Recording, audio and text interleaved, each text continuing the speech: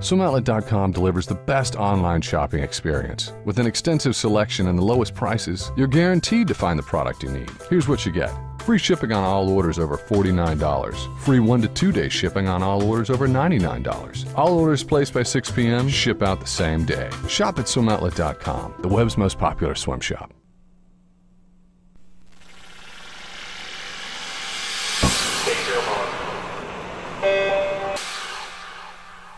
Welcome to the Morning Swim Show for Wednesday, July 11th, 2012.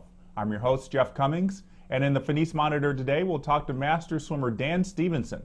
He just wrapped up a pretty good weekend at the U.S. Masters National Championships in Omaha, and he's also the author of a new fiction book about two swimmers chasing their Olympic dreams. Dan joins us right now from his home in Los Angeles. Dan, welcome to the Morning Swim Show. How are you today? Good morning, Jeff. I'm great. Thank you. So the book is titled The Underwater Window, and to my knowledge, it's the first novel to really deal specifically with elite swimmers. Where did the idea for this book come about? Well, the idea for the book really came from my swimming experiences over the years. I could feel when I was swimming in college that this sport had this kind of mysterious hold on us swimmers. You know, you wake up early, you swim hard, you feel the pain, you sacrifice, and yet we're really drawn to it, and we get all these benefits out of it that I really had a hard time defining for people. So as I was reached the age of 50, 5 years ago, training for Masters, kind of came to the realization that I knew a lot more about the sport at age 50 than I did at age 22. The idea of doing it as a novel just came about as the idea that there hadn't been a novel, really, to my knowledge, about swimming, and it would be a unique way to present the sport.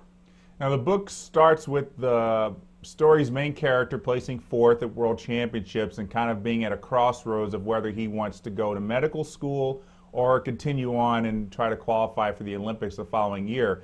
Now, you kind of had a similar trajectory in your own life. You were in law school at the University of Michigan in 1979, a year after you were part of the U.S. national team, and then you decided that you would make a go at the 1980 Olympic trials. What did you decide to do when the boycott of the Olympics was announced? Well, the timing was kind of interesting for me. I think it was late March or early April of 1980, and I had my first year of law school exams coming up just a couple weeks later. A lot of people didn't believe that the boycott was really going to happen, but when it was announced, I decided that the timing was right for me to hang it up. So I was doing too much at the time. I'd just gotten married that previous summer. I started law school, and I just had so many things going on that when the boycott was announced, I hung it up. And now you're back in the pool breaking Masters world records. Well, Masters is a great sort of fountain of youth for me. I really discovered so many benefits still come to you even in your old age from swimming at this time of life. So how much of your own life is reflected in the pages of this novel, The Underwater Window? It's a great question. I get it a lot. There are certainly some similarities between some people that I met in the course of my swimming career and some of the events that occurred while I was swimming. Some of the events in the book are kind of fictionalized accounts of things that really happened. In fact, there's an author's note at the end where I kind of describe the interface between real life and fiction there. And for example, some of the real life events that I experienced that are accounted for in the book are described in that author's note. So yes, it drew on my experiences to a great extent. Yeah, you mentioned a couple of people here, Brian Goodell, John Neighbor, Janet Evans, Rowdy Gaines. I mean, those are just a couple of names that people might remember. What was the experience like writing that novel and trying to put a little bit of your life in those pages? Well, it was a really one of the hardest and one of the funnest things I've ever done, which is a lot like swimming. You know, you work hard at something and then you accomplish it and you see it kind of born. the reward is far out at the end, and that's what it was like writing the novel. It took 5 years, and it was a ton of fun to write down the story, but then it was a ton of work to clean it up and edit it and rewrite it and just get it in shape to be released to the public. Very much like swimming, hard work followed by reward. Yep, absolutely. What got you into master swimming?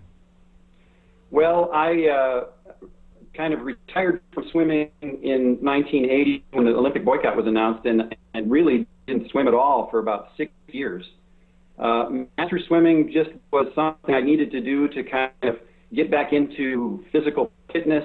That was the main reason I did it, is to get fit again. I gained a lot of weight, and I really wanted to lose it. So I figured that putting myself back in the game of setting goals and working hard towards them would help me to get myself out of bed and get to practice every day, and that's exactly what happened. So I've been doing that for 26 years now, on and off, not continuously, but setting the goals, working towards them, and getting the reward at the end. Yeah, some of those rewards are in the form of Masters World Records. You won the 200, 400, and 800 free in your age group last weekend at Nationals. What did you think of your swims?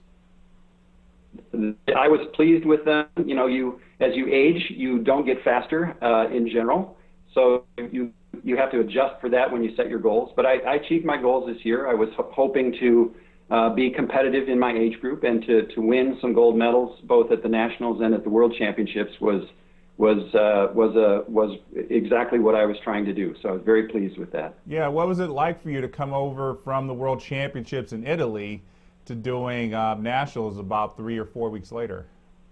Well, don't tell my coach, but after I finished with the World Championships in Italy, I took about 6 days off so I could tour Italy with my wife and just have a vacation. That was the first of 3 weeks between the World Championships and the Nationals. It's kind of hard to hold a taper when you do it that way, but I got back into it when I got back in the States and did okay at the Nationals. In the middle of all this, you're a successful attorney in Los Angeles. What kind of law do you practice? I do litigation, civil litigation, so I'm a courtroom lawyer. I like to go into court and argue in front of juries, in front of appellate judge panels. It's, again, kind of like swimming in that there's a winner and a loser. It's all about preparation, and you get sort of an adrenaline rush when you're in court. Yeah, except it's not a stopwatch that's determining the outcome. It's another person. Exactly. All right, Dan, the book is called The Underwater Window, and it's available in print and digital versions, and we're also working to put it in the Swimming World Swim Shop. Thanks so much for your time today. Congratulations on publishing the book, and we look forward to seeing you back in the pool soon. Thank you, Jeff. Pleasure to talk to you. All right, that's Dan Stephenson joining us for today's edition of the Morning Swim Show. If you'd like to contribute your thoughts to any of the topics discussed on today's show, just go to our Facebook page or reach out to us on Twitter. Our Twitter handle is @SwimmingWorld. I'm Jeff Cummings. Thanks for watching.